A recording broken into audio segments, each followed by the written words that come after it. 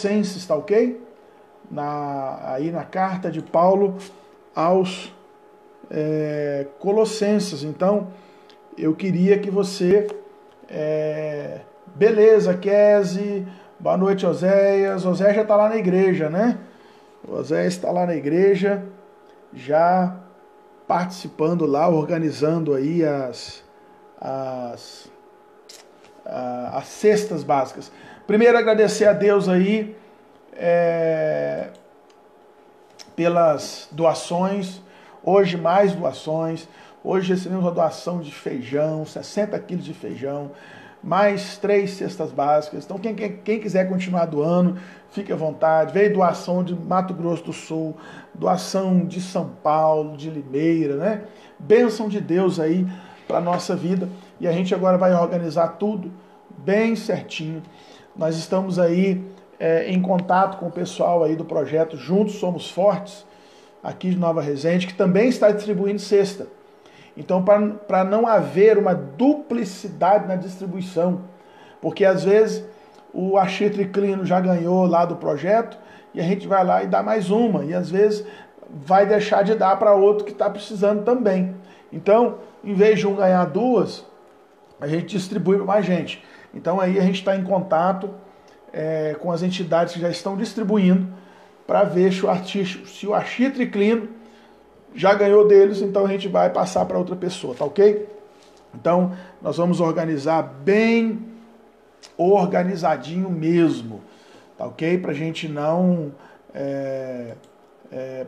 perder aí a doação de todos. Foi uma bênção, tá ok? Vamos lá então, pessoal. Eu quero começar aqui um estudo na carta de Paulo aos Colossenses. Então já pega a sua Bíblia aí. Colossenses, carta que o apóstolo Paulo escreveu aos Colossenses. Vai lá, os 4 evangelhos, Atos, Romanos, 1ª e 2ª Coríntios, Gálatas, Efésios, Filipenses, Colossenses. Tá bom? Tá aí a sequência bem fácil para você aí. Colossenses, você já deixa aberto aí no capítulo 1º, tá? Capítulo 1º de Colossenses, a partir do versículo 13. Colossenses, capítulo 1º, a partir do versículo 13. Tá bom? Vai dando o seu boa noite aí, pessoal, para a gente aproveitar o máximo aqui. Comentem aí também o que vocês acharam aí da Santa Ceia ontem. Foi algo inédito, eu nunca pensei que eu ia passar por isso, que eu ia ministrar uma ceia online, né? Tem muito questionamento sobre isso, eu não vou entrar em pormenores nessa questão. O importante é que a gente estava em comunhão na igreja e os irmãos nas suas casas. Então, se você puder comentar aí, o que você sentiu, né? Muita gente falou que sentiu um misto duplo, uma mistura de sentimentos, né? A emoção de participar da Santa Ceia, mas também uma certa tristeza de não poder estar junto com os irmãos. Então, que coisa, né, irmãos? Mas participamos da ceia, tá? Então comente aí o que você achou da nossa Santa Ceia online. Eu fiquei extremamente emocionado, muito emocionado mesmo. Foi um tempo assim bem diferente. Vamos ler então aqui Colossenses capítulo 1 e versículo 13 em diante, diz assim: Ele nos libertou do império das trevas e nos transportou para o reino do Filho do seu amor, no qual temos a redenção, a remissão dos pecados. Este é a imagem do Deus invisível, o primogênito de toda a criação, pois nele foram criadas todas as coisas, nos céus e sobre a terra, e as coisas visíveis e as invisíveis, sejam tronos, sejam soberanias, quer principados, quer potestades, tudo foi criado por meio dele e para ele. Ele é antes de todas as coisas, nele tudo subsiste. Ele é a cabeça do corpo da igreja. Ele é o princípio, o primogênito de entre os mortos, para em todas as coisas ter a primazia, porque aprouve a Deus que nele residisse toda a plenitude, e que, havendo feito a paz pelo sangue da sua cruz, por meio dele, reconciliasse consigo mesmo todas as coisas, quer sobre a terra, quer nos céus, e a vós outros também, que outrora éreis estranhos e inimigos no entendimento pelas vossas obras malignas, agora, porém, vos reconciliou no corpo da sua carne, mediante a sua morte, para apresentar-vos perante ele santos, inculpáveis e irrepreensíveis. Se é que permaneceis na fé, alicerçados e firmes, não vos deixando afastar da esperança do evangelho que ouvistes e que foi pregado a toda criatura debaixo do céu, e do qual eu, Paulo, me tornei ministro. Amém, amém e amém. Somente até aqui. Tá ok, meus irmãos? Somente até aqui. Capítulo 1, versículo 13 até o versículo 23. Né? Carta de Paulo aos Colossenses. Primeiro, uma pequena introdução. Né? Colossenses eram os moradores da cidade de Colossos.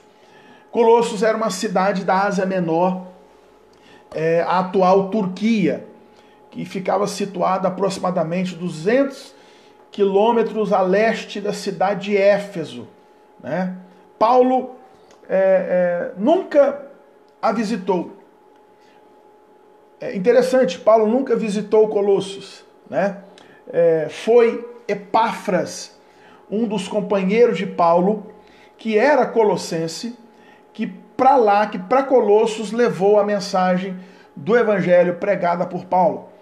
Epáfras foi conversar com Paulo, foi se encontrar com Paulo, que estava preso, provavelmente em Roma, para informar a Paulo que os colossenses estavam começando a ser influenciados. E aqui eu vou trazer o motivo por que Paulo escreve essa carta.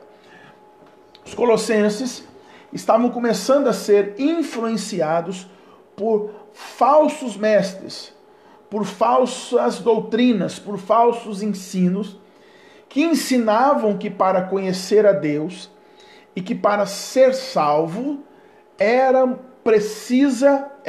preciso adorar forças espirituais, submeter-se a rituais, como o da circuncisão, e observar regras como o que se devia comer ou o que se devia beber.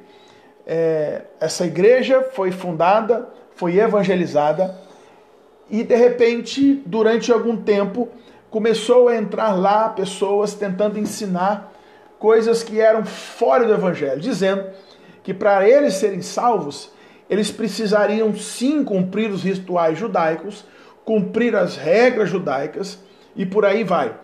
Então, Paulo é informado disso. Então, Paulo escreve essa carta para lembrar aos colossenses, aos irmãos da igreja de Colossos, que a salvação que era dada por Deus em Jesus, ela é suficiente. Não precisa de mais nada, não precisa de rituais, não precisa mais da circuncisão, porque a fé agora porque a salvação agora era pela fé. E qualquer ensino que possa diminuir a preeminência de Jesus deve ser rejeitado. Por isso que Paulo começa aqui, vocês puderam perceber, que Paulo foi exaltando a pessoa, né, de Jesus, né, a partir do versículo 16. Pois nele foram criadas todas as coisas, né? Ele é antes de todas as coisas, nele, em Jesus, tudo subsiste. Ele é a cabeça da igreja, ele é o princípio, primogênito de entre os mortos, né? Então, Paulo foi exaltando a pessoa de Cristo para mostrar aos irmãos da igreja de Colossos que eles não precisavam cumprir rituais judaicos mais, porque a salvação de Deus em Cristo Jesus era agora pela fé na obra que Jesus fez na cruz do Calvário. Era isto que Paulo estava mostrando aqui, né, para os irmãos da igreja de Colossos. Então, a igreja de Colossos estava começando a ser influenciada por falsos ensinos. Aí Paulo se levanta, pega a sua pena, né, a sua caneta, vamos assim dizer, e começa então a ensinar para eles que quem tem Jesus não precisa mais se submeter a rituais que tentavam confundir a cabeça das pessoas. Tem um hino antigo que diz assim: quem tem Jesus tem tudo, quem não tem Jesus tem nada. Era isso que Paulo estava mostrando.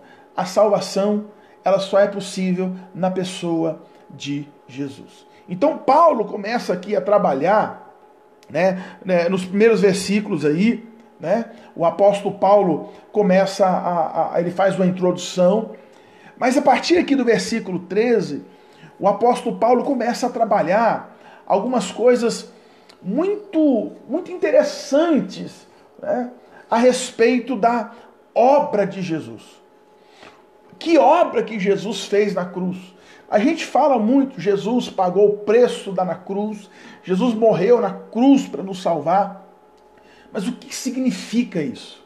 A gente fala assim, que uma pessoa para ser salva precisa acreditar na obra de Jesus. Que obra é esta? O que é que Jesus fez na cruz do Calvário? O que é que Jesus fez, né, quando ele nos salva? O que ele faz quando ele salva alguém? Quando ele atua na vida de alguém? Quando ele atuou na sua vida? O que ele fez? O que se consiste, né, a obra de Jesus na vida de alguém? Então, vamos lá em algumas lições. Primeiro, Jesus fez o quê? Versículo 13. Isso aqui é uma expressão que eu acho fantástica. Ele nos libertou do império das trevas. Ele, Jesus, estou falando sobre a obra de Cristo. Paulo estava mostrando para os irmãos de Colossos que a obra que Cristo fez na cruz é superior a qualquer coisa, né? Então, o que Jesus fez então? Nos libertou do império das trevas. Essa afirmação do apóstolo Paulo, ela deve ser vista como uma operação de guerra, gente. Isso aqui é uma operação de guerra. Para que isso acontecesse, para que Jesus nos libertasse do império das trevas, foi uma ação de guerra. O texto diz que Jesus teve que despojar principados e potestades. Olha só que coisa interessante. Ele teve que despojar principados e potestades. É uma linguagem militar, né? É uma linguagem de guerra. Como é que se despojava na guerra? Quando os soldados iam para a guerra, se eles fossem vitoriosos, eles tomavam as coisas mais preciosas e traziam para sua casa. E naturalmente, não permitiam que as armas ficassem com os inimigos derrotados. O que eles faziam? Pegavam os despojos, pegavam aquilo que era precioso e também desarmava, né, os inimigos. Ou seja, eles retiravam o poder de fogo dos inimigos. Queridos, a Bíblia afirma que Jesus fez isto por nós. Ele nos tirou do império das trevas. Império é algo conquistado à força. A linguagem é bem diferente de reino, onde a monarquia é estabelecida, onde existem direitos, né? E muito mais. No império existia a pessoa forte, que conquistava na guerra e subjugava os seus habitantes. No reino, não. No reino existem leis, ordem e direção. Então o que o texto está dizendo? Isso aqui é fantástico. Isso aqui é lindo.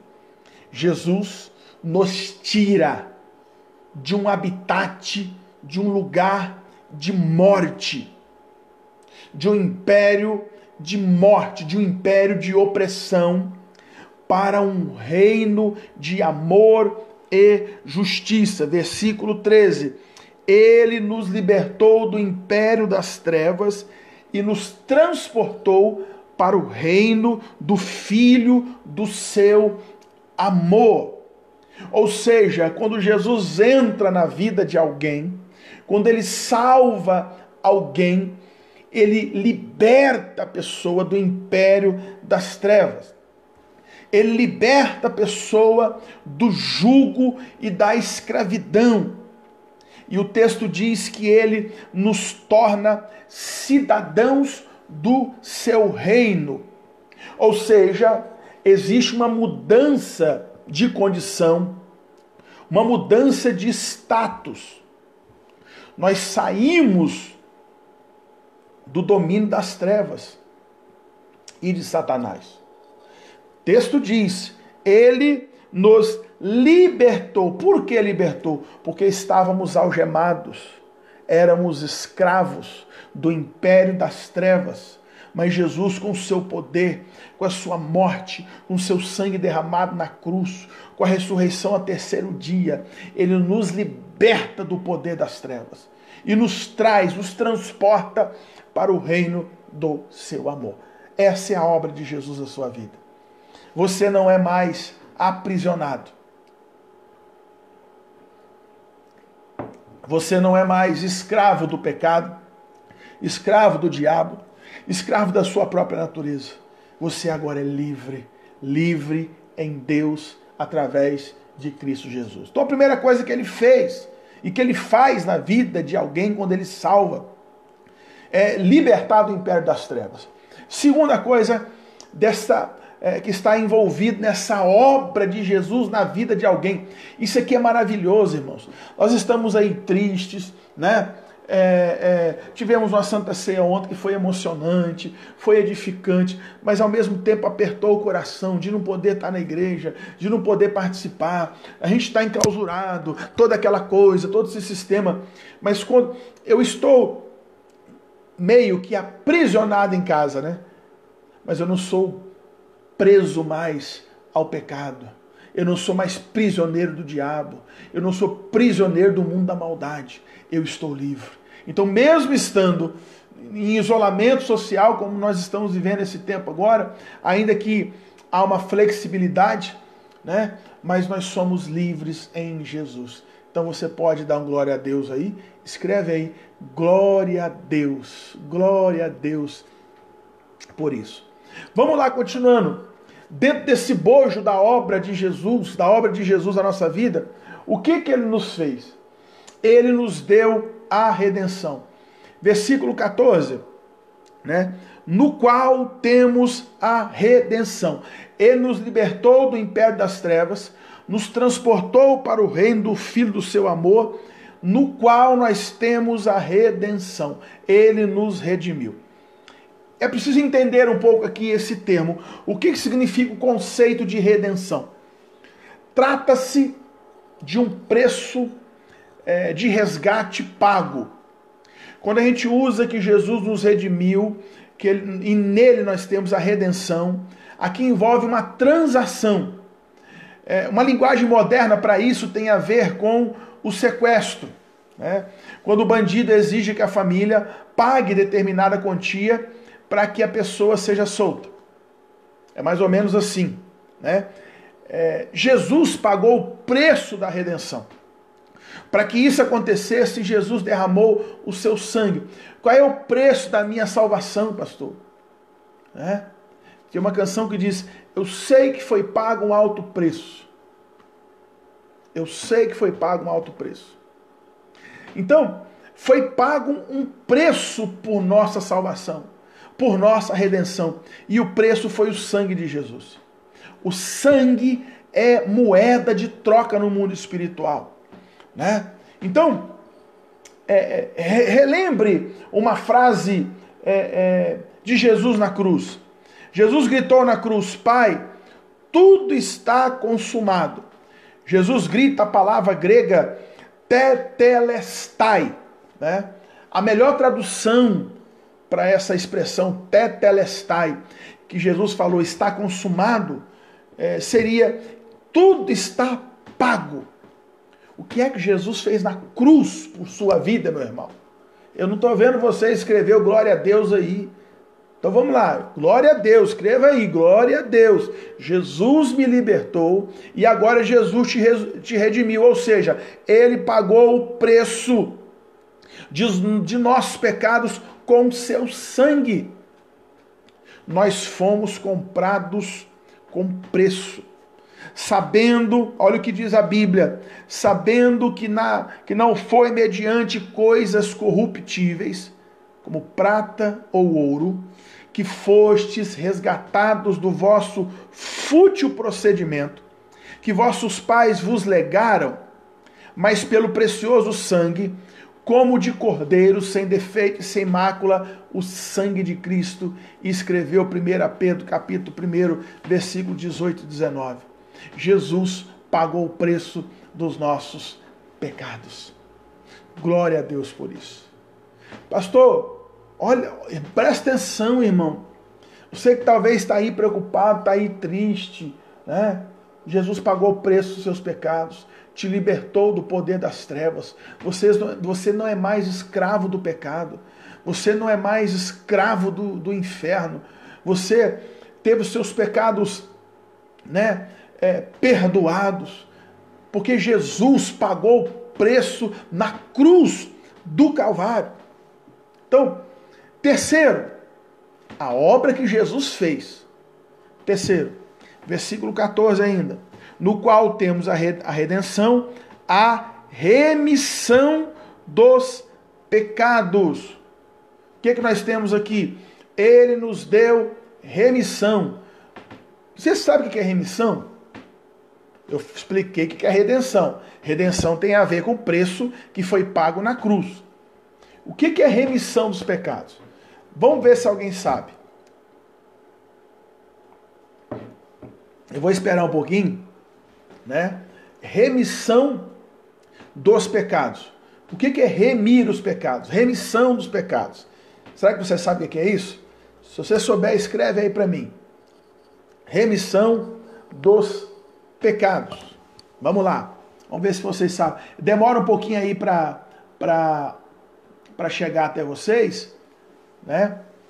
Remissão de pecados. Vamos aguardar aqui um pouquinho. Se você não sabe, escreve não sei. Se você tem uma ideia, escreve mais ou menos. Pastor, eu acho que é isso. Pastor, não sei. Remissão dos pecados. Vamos lá.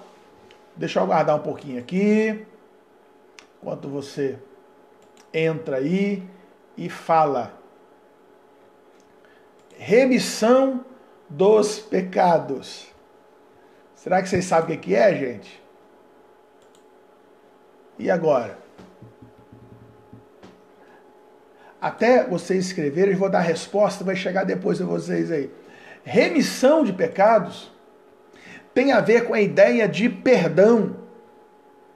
Jesus pagou o preço dos nossos pecados e nós fomos perdoados. Remissão traz a ideia de perdão. Nós fomos declarados justos aos olhos de Deus. Não tem mais nada para ser pago. O sangue de seu Filho Jesus, né, nos purifica de todo pecado. Se confessarmos os nossos pecados, 1 João 1 diz, se confessarmos os nossos pecados, Ele é fiel e justo para nos perdoar dos pecados e nos purificar de toda injustiça. Remissão tem a ver com o perdão dos pecados. Nossos pecados foram perdoados. Por isso o apóstolo Paulo afirma, né, em Romanos 4, capítulo 4, versículos 6 e 7. E é assim também que Davi declara ser bem-aventurado o homem a quem Deus atribui justiça, independente de obras. Bem-aventurados aqueles cujas iniquidades são perdoadas e cujos pecados são cobertos. Tá vendo? Então, ele nos redimiu, quando Jesus nos redimiu, né? Redenção tem a ver com preço pago. E remissão de pecados tem a ver com o perdão dos nossos pecados. O texto de Romanos 4 não afirma bem-aventurado aquele que não pecou. Mas ele fala bem-aventurado o homem a quem Deus atribui justiça. Ou seja, a justiça, o perdão que recebemos é através de Cristo, que foi atribuída a nós. Então nós temos o perdão dos nossos pecados, meu irmão. Olha só que coisa linda. Pastor, o que Jesus fez na minha vida? Gente, eu vou até passar aqui, agora eu posso passar a mão no rosto. A gente fica meio, né? Não pode passar a mão no olho, não pode passar a mão na boca. Mas eu passei o álcool gel agora há pouco, que eu vim da rua. Mas presta atenção. A gente fica aí triste, reclamando, lamuriando, não vai dar certo, eu estou angustiado. Esse tempo, eu sei que é difícil, irmãos. Eu sei que esse tempo não é fácil. Eu sei que esse tempo às vezes mexe com a gente, deixa a gente meio desnorteado, mas eu estou aqui te trazendo notícias maiores do que essa, muito maior do que o coronavírus, muito maior do que essa pandemia. Eu estou te trazendo a notícia que aquele que tem Jesus na sua vida, né, seus pecados foram pagos na cruz do Calvário. Você foi liberto do poder das trevas e você tem o perdão de Deus, meu querido e minha querida. Glória a Deus por isso. Então, isso que é a obra de Jesus. O que mais Jesus fez, pastor? Quando Jesus faz a sua obra de salvação, né, ele faz uma restauração no mundo. O cosmos, o mundo sente o impacto da salvação de Jesus. Versículo 20 diz assim, né? E que, havendo feito a paz pelo sangue da sua cruz, por meio dele, reconciliar-se consigo todas as coisas, quer sobre a terra, quer no céu. Olha a força desse texto. A obra de Jesus na cruz teve um impacto sobre todas as coisas. Não apenas na salvação dos homens, mas no mundo, no cosmos. Ele reconciliou todas as coisas com Deus. Na carta de Paulo aos Romanos, Paulo fala da ruptura e do dano, do prejuízo, do estrago que o pecado trouxe sobre a própria natureza e a criação de Deus. Romanos 8:20, Paulo diz assim: pois a criação está sujeita à vaidade, não voluntariamente, mas por causa daquele que a sujeitou. O que Paulo está dizendo aqui em Romanos 8:20? O pecado atingiu o ser humano, atingindo sua alma, distanciando o ser humano de Deus, fragmentando as emoções do ser humano e impactando a sua visão de mundo, a sua forma de pensar, mas também gerou uma desarmonia na natureza. E a obra de salvação de Jesus vem restaurar aquilo que a queda causou de prejuízo.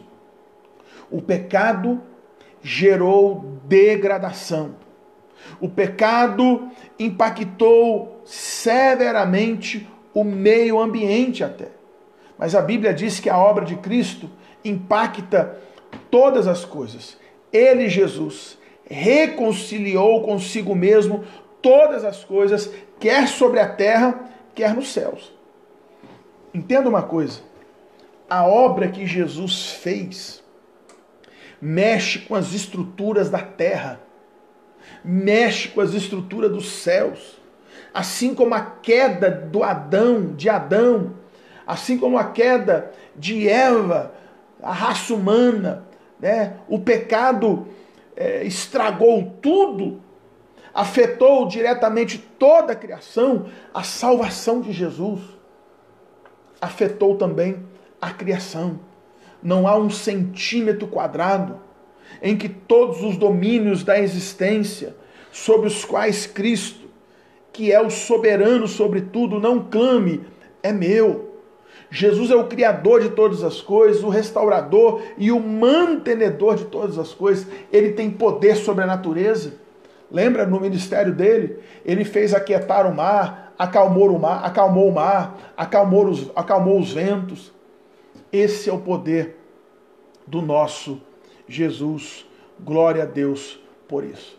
Quinto e último aspecto dessa obra que Jesus fez na vida de alguém, né?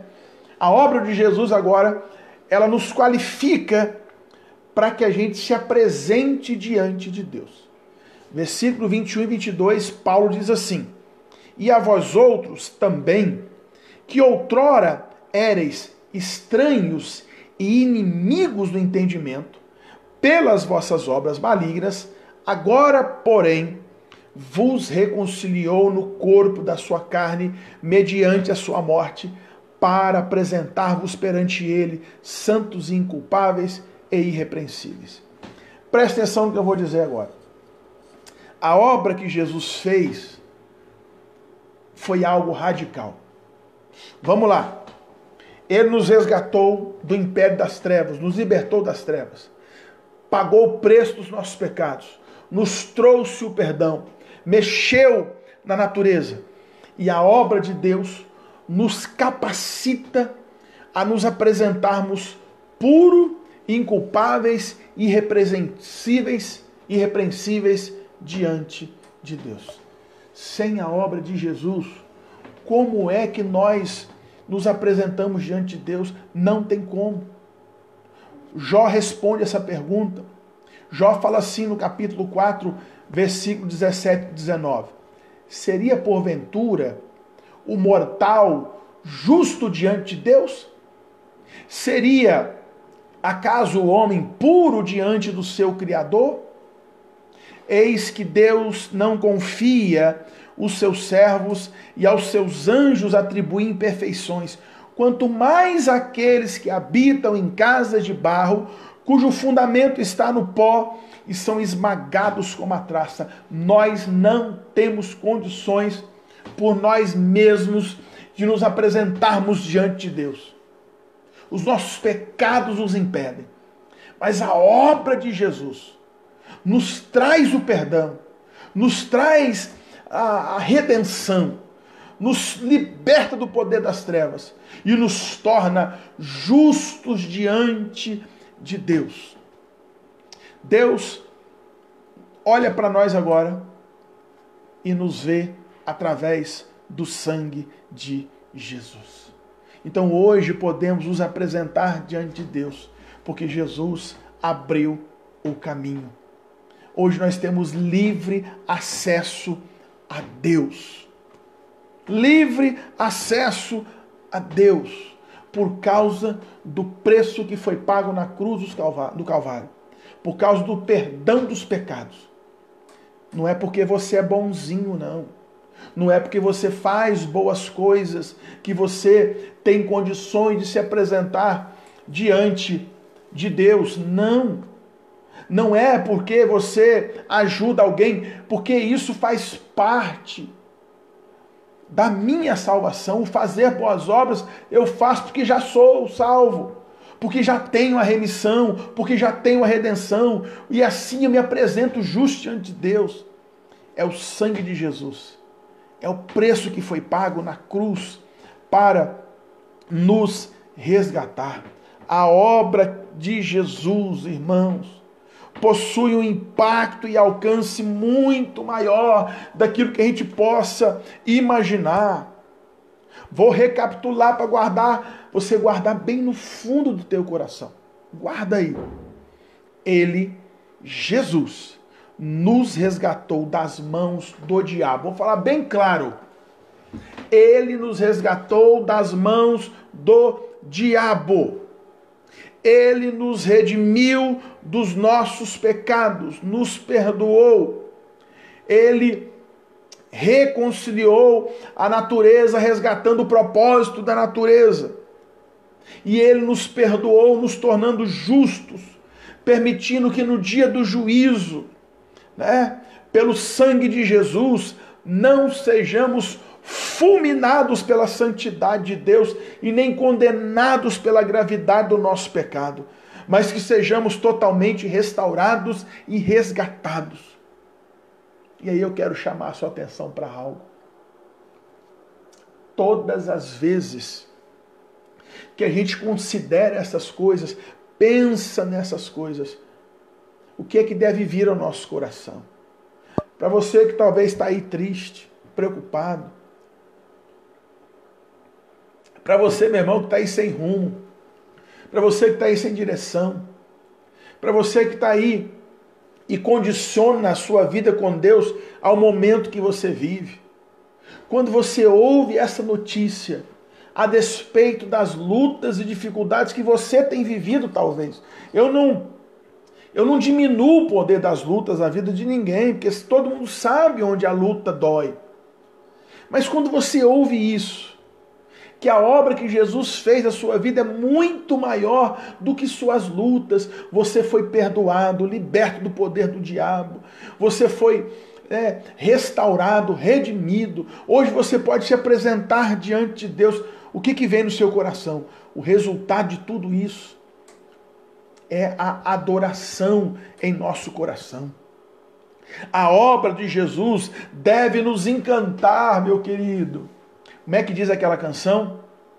Eu era pobre, perdido, sem Deus, sem Jesus, quando Ele estendeu a sua mão para mim. Deu para entender? É assim que nós éramos. Então, a obra que Jesus fez na minha vida, ela tem que me encantar. Não é o dia a dia. É a obra que Ele fez na minha vida. Eu era pobre, eu era perdido e fui achado. Eu era pobre, perdido, sem Deus, sem Jesus, quando Ele estendeu a sua mão para mim. Como diz a canção, eu era cego, agora eu vejo. Ó, bem cego eu andei e perdido vaguei, longe, longe do meu Salvador. Como é que eu esqueci o resto da letra, né? Mas Ele me encontrou, me resgatou, né? E agora eu sou livre. Eu esqueci agora o hino, né? Quem souber da letra do hino aí, do coro, né? Ó, bem cego andei e perdido vaguei, longe, longe do meu Salvador. Mas agora desceu e seu sangue verteu para salvar um tão pobre pecador. Foi na cruz que a tremer percebi meus pecados castigado em Jesus. Mas esqueci. Ô, pastor Jean, tá esquecendo os hinos, hein? Foi na cruz. Obrigado, isso. Gente, esqueci, tô sem meu inário aqui, tá bom? Mas é isso, foi na cruz. Foi lá que Ele me resgatou. Eu era cego, agora eu vejo. Eu estava condenado, mas agora pela cruz eu fui reconciliado. Irmão, essa é a notícia que você precisava ouvir hoje. A notícia que você precisava ouvir hoje não era se o auxílio do governo saiu ou não. É claro que isso é importante, eu não estou minimizando isso, me entenda. Eu quero que você me entenda.